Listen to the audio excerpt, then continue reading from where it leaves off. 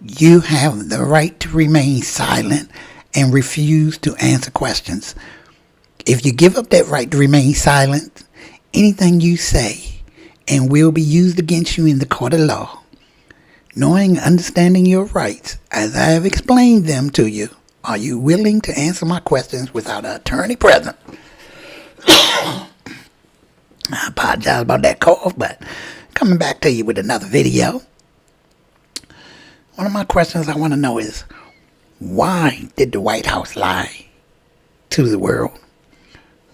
Why did the White House lie to the United States? Everyone that saw the presidential debate knew there was something wrong with President Biden. The Democratic Party went through great efforts to spin their story and tell us that nothing was wrong. They almost made us believe that something was going on with us when we knew the answer.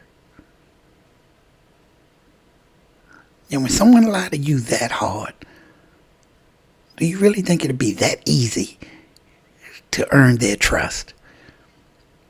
We only see why the Democratic Party is in the position that they're in.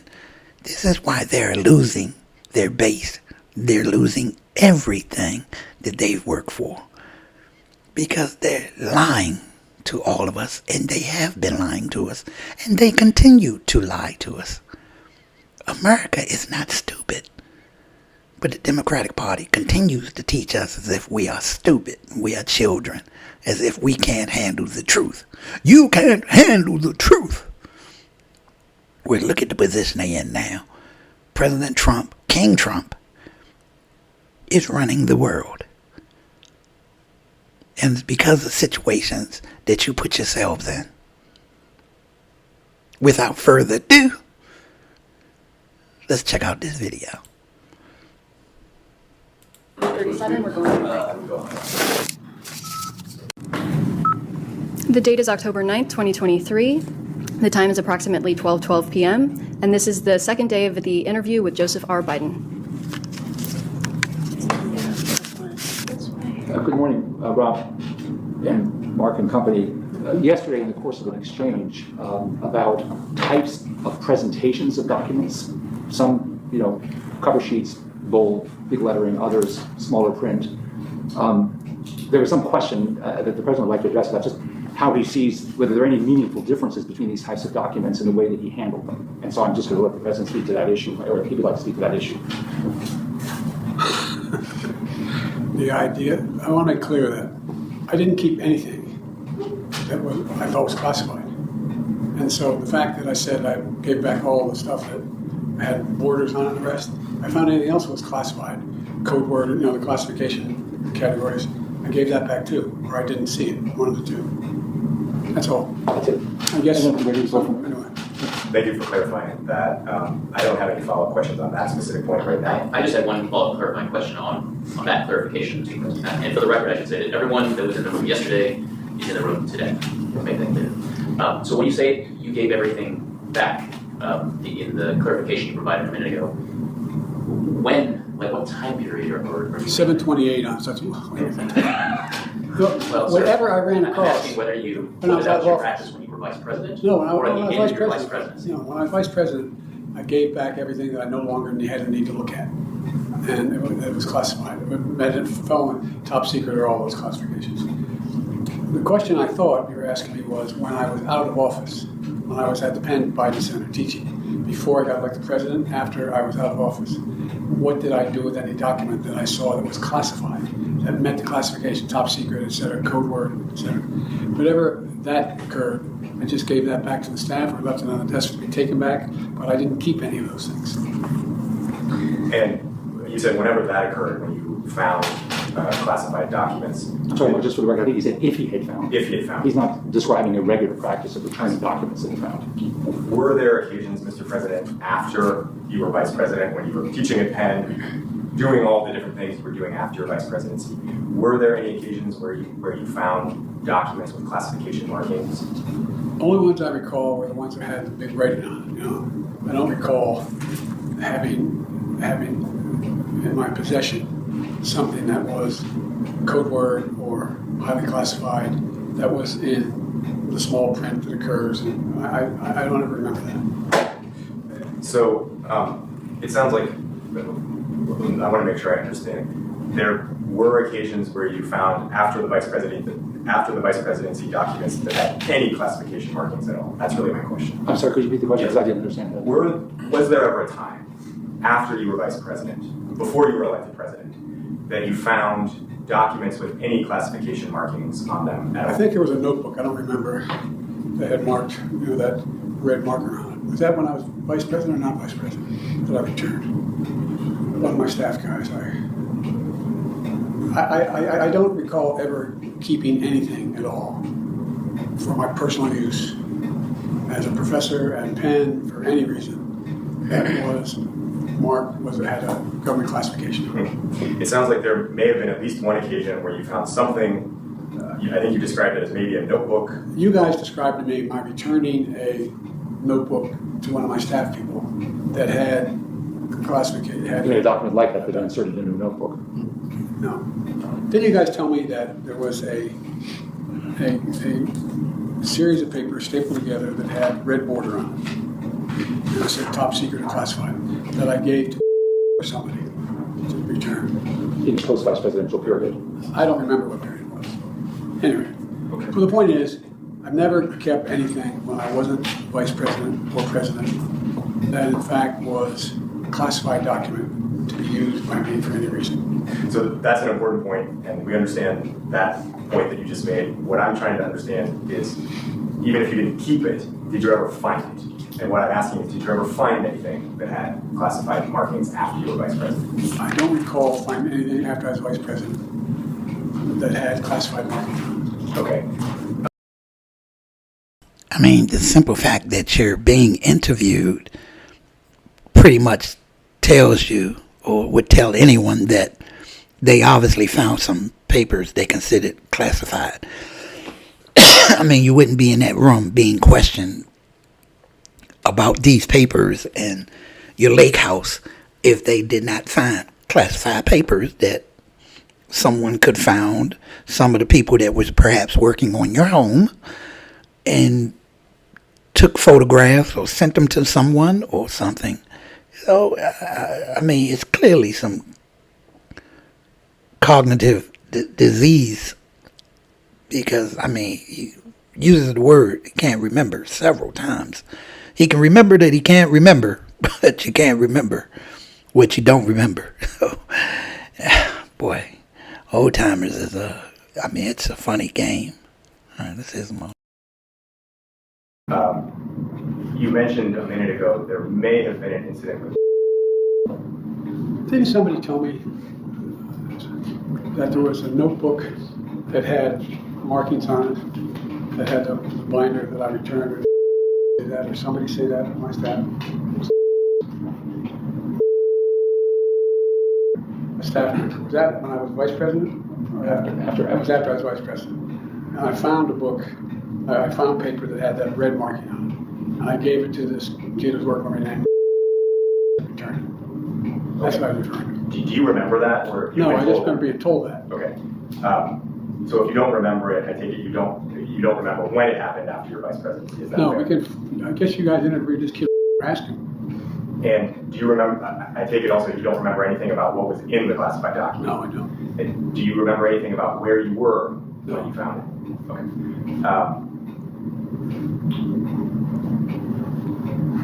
I'm just pausing to see if I have any other questions about that subject. Are there any other occasions, Mr. President, when you found classified documents with classification markings after you were vice president? I just want to make sure that I'm Repeat the covering. question, I'm sorry. Yes. Were there any other occasions after you were vice president that you found documents with classification markings? When I was no longer vice president, before I was president. Yes, that's right. I don't recall any. Okay. And just one follow-up.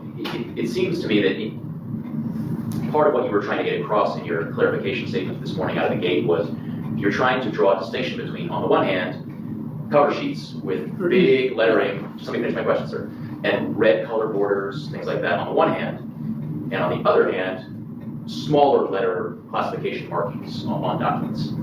Was that the intent that you were trying to draw between those two types of classification Yeah. markings? Basically, yes. Okay. And so now that I understand that clearly, is what you were trying to clarify, that you may have seen, after the end of your vice presidency, documents with the first kind of classification markings, the big letter ones with the colored borders, but you don't recall seeing documents with the classification markings of the second kind that were smaller. I'm sorry, I'm confused. I don't think that was his answer. That's not it. That was not his answer. Okay, well then what is, He's saying he didn't recall seeing documents with any classification markings after he left the vice presidency. except, Whether they had cover sheets or they were classified documents with smaller headers and footers behind the cover sheet, he has no specific recollection of seeing those documents after he left office. okay, and the Is that reason, correct, Mr. President? Yes. and the reason he's mentioning the part about the binder that he returned is because he was told that, not because he has independent recollection. I know that anything I found that was overwhelmingly clear that it was classified, I returned. If you ask me how many times I did that, I don't know. But I did not keep anything that was marked, that was clearly marked like having been handed to me when I was vice president. That's the only point I was trying to make. Yeah, and I think, Mr. President, you are making a distinction between something that was clearly marked, that's what you just said, and it seems as if you're saying it's possible that there was something perhaps that was unclearly marked. And I think we're just trying to understand that, so let me ask a specific question. Were there any occasions when you found documents that had classification markings in small print after you were vice president? No, but if I did, I would have returned them as well. Okay, that's helpful. We wanted to make sure we weren't misunderstanding the big letters versus No, I small got it. letters. So thank you. Okay, anything else on that? No. All right. So, Mr. President, when we spoke yesterday, Mr. Herr showed you some photographs, and there was one document in particular that you seemed curious about, so I thought we'd start with that. So if you grab binder 2 and flip to just that very first blue tab, you see that photo of a black notebook that says Yep. AFPAC 1 on it. Yep. And then flip ahead, the next page, which is it ends with 002, that has a document that we looked at yesterday, which is binder put together in the front of that notebook. And then in the next pages, you'll see the document itself. And actually, before I have you look at the document itself, Mr. President, is this, I think Mr. Herr covered this, but just to be clear, this AFPAC 1 notebook, was this a notebook that you used as vice president and took notes in as vice president? The date is 4/20/09. Was I still vice president? I was, wasn't I? Yeah. Okay. And looking at this document that's binder clipped to the front of this, if you look at the 4th page of this tab, it ends with 004. Let me know when you're on that page. 1B66004. Yes, sir. Mr. President. Yes. Okay. And first of all, have you reviewed this document before our interview today in preparation for the interview? I was told about, I don't think I have. Okay. I don't think we need to go through this entire document. Mark, we'll clarify or confirm that, because it may be, as he sees it today, he doesn't recognize it immediately, but it's possible that we did review that with him. Wait, hang on a second. Yeah, take your time, sir. This was the letter I wrote to the president about why I disagreed with Holbrook and Company about their assessment of the situation in Afghanistan. Okay. I do remember, I didn't read it all, but I do remember this being shown to me. And I remember the letter. And I And stayed up Thanksgiving. Right. Pardon me? I just want to note, this document, you're right, sir, this document has lines, and the document you reviewed, which is the same one, did not have lines. So that may be the reason why it is not familiar to you. got it. Okay, thank you. Mr. President, this is the handwritten memo that you wrote to President Obama over Thanksgiving of 2009. Yep. Yeah. Why did you write this memo to the president? Is that an appropriate question? I mean, I'll tell you why I wrote it, but it's none of your business why I wrote it. I wrote it because I was trying to change the president's mind. And I wanted to let him know I was ready to speak out no matter, unless he told me, don't say a word, I'm ready to speak out and to really, quite frankly, save his ass on what was going on. And I laid out what it was that I thought the situation was in Afghanistan at the time, where he was being misled, not intentionally, but where the judgments were off, and why it'd be so much problem for him. And I spent a lot of time sitting down. I think it was Thanksgiving Day. It was around Thanksgiving. that I wrote this up in Nantucket. If you look at page 22, the date is. I just want to, again, just so that in the future, as we move through this, you know that we've raised the question before about unnecessarily or without clear linkage to the question of the location of classified documents, probing the president on highly confidential information he provided to the former president, 44, or to any senior members of the administration. So we want to be helpful, and if you can just draw that connection, it's going to be a lot easier for the president to feel comfortable describing confidential advice that he Well, provided. the president seems eminently comfortable. Yeah, And if we want to Rob, I talk understand about that. certified, why don't we go offline, because we have very limited time. And I Rob, assure you, Rob, I we can understand say that. points off record. Right.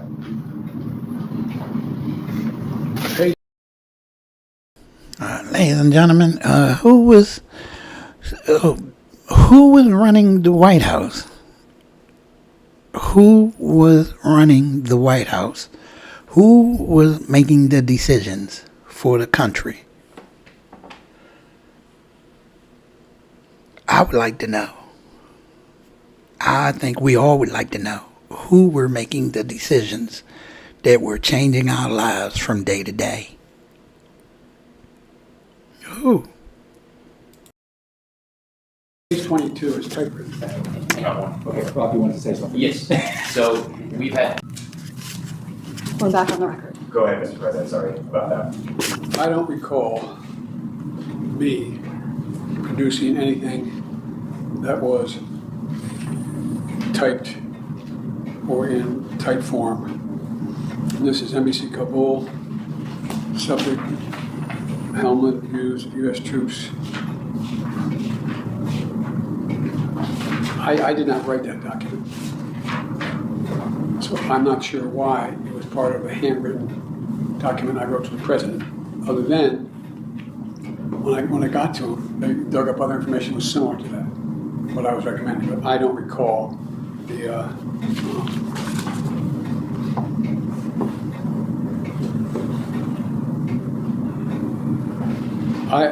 that wasn't from my hand.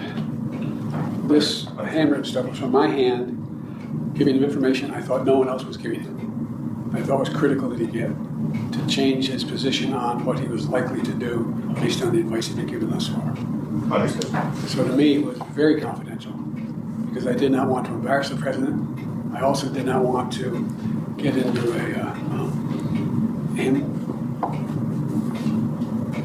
I'll just tell you one thing. It has nothing to do with the investigation. You understand what's sensitive? The president thought that I knew a lot more about Afghanistan than he did and other members of the administration. He knew I had a real difference with the key foreign policy types, particularly whether it was Eikenberry or whether it was, anyway. And he was looking for me to make my case as strongly as I could without him having asked for it or been associated with it, because his concern in this period was he didn't have overwhelming foreign policy experience, and how could he take on the most premier members of the foreign policy establishment in his administration who had a view that said, go, do this. So he was looking for me to make the strongest case I could. So I'd be the guy that basically take the heat, which I was prepared to do because I know as much about it as they did. That's the context of just as happened. It's like if you had a junior prosecutor, didn't want you to be embarrassed, knew you never handled a particular circumstance. He or she had done this extensively. You don't want to take on the attorney general on the issue, but he or she knew a lot about it. So you'd look at him and say, what do you got? And make the strongest case possible why the attorney general was wrong, or your U.S. attorney, whoever it was. That was the context. And that's why I did not, ordinarily if I did a memo this long, it would be disseminated. It would go to him, go to his staff, this went straight to him, nobody else. Was it common for you to write a 20-page memo No, by hand? first and only time I ever did. Okay. And by the way, if I tried to type it would have taken 5 times as long. I understand. Given the significance that the president attached to your views and the thought that you put into this memo, Mr. President, obviously the decision of the president made was a very important one.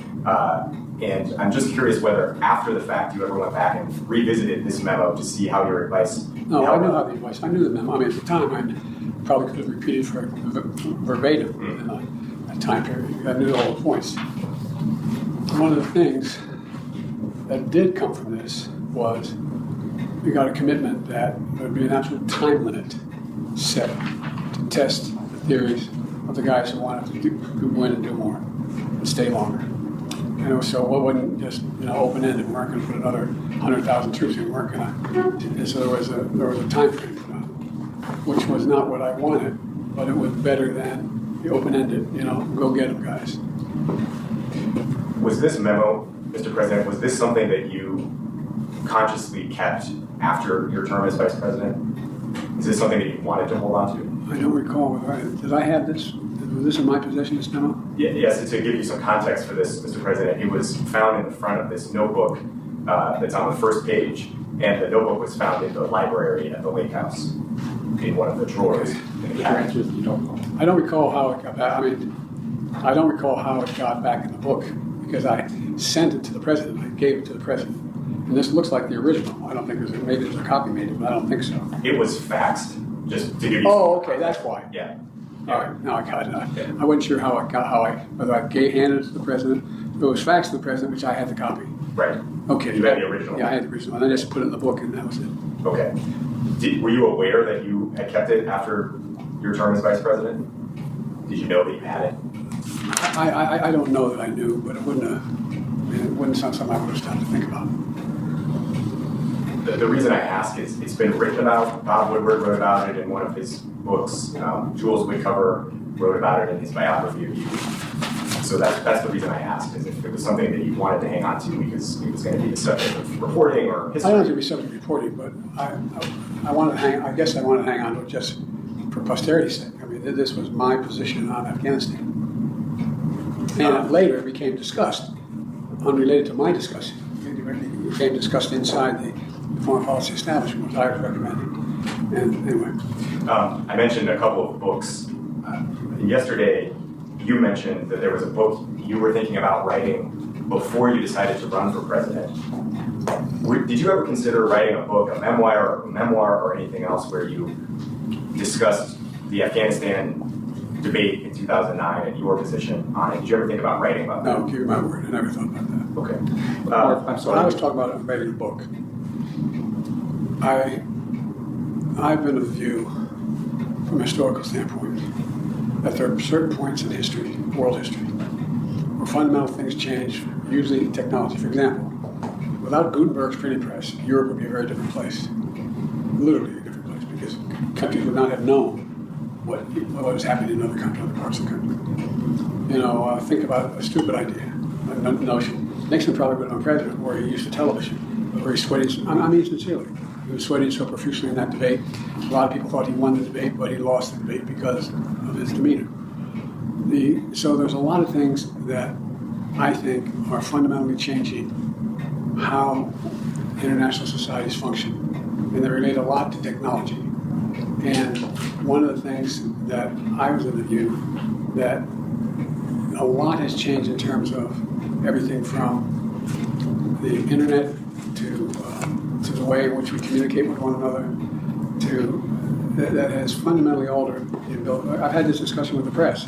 Mr. President, I'm sorry to interrupt. No, I'm sorry. Anyway, that's what I wanted to do. I It had nothing to do with Afghanistan. Okay, that answered my question. And Mark, just really quickly, I promise I'll be brief. I just really would like to avoid, for the purpose of a clean record, getting into speculative areas. When the president responded and said, I don't recall intending to keep this memo, you then said, well, might you have thought it was important to keep him, whatever, and he said, well, I guess I could have. His recollection, as I understand it, is he does not recall specifically intending to keep this memo after he left the vice presidency. And I want these questions to be as clearly answered and recorded on the transcript as possible. I think we should take a break.